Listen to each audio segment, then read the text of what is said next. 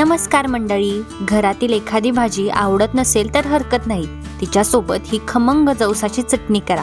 इतकी चविष्ट लागते की जेवणाची पूर्ण मजाच बदलून जाते. चला अगदी सोप्या पद्धतीने ही रेसिपी बघूयात.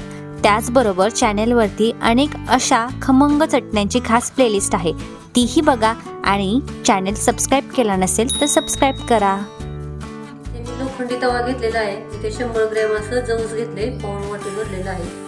आपण छान असं मध्यम गॅसवरती भाजून घेऊया. तर आता जवस भाजून झाले तर आता काढून घेऊया. तव्यामध्ये आपण 4 चमचे खोबरं घेतलेलं आहे, बारीक करून घेतले मिक्सरमधून, आणि 2 चमचे तीळ. आता हे चांगलं भाजून घेऊया. तर आता खोबरं आणि तीळ पण भाजलेलं आहे, त्यात आपण जवस काढले त्यातच आपण हे काढून घेणार आहोत.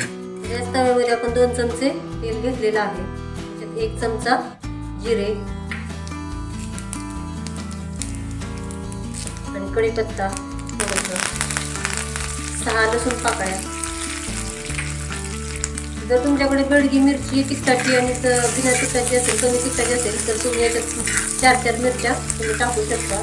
मी तिखट पावडर वापरलेली आहे. आता आपण हे भाजून घेऊया.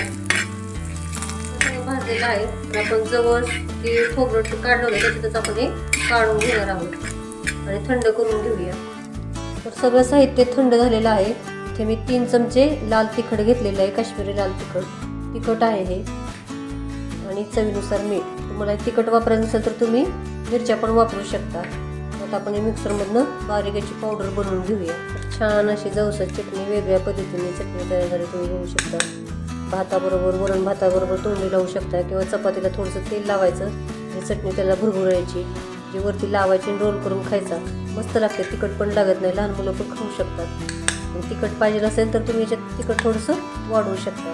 खूप छान चटणी होते, तुम्ही प्रवासात घेऊन जाऊ शकता. अशी आरोग्य कशी आपली जवसाची चटणी तयार झालेली आहे वेगळ्या पद्धतीने.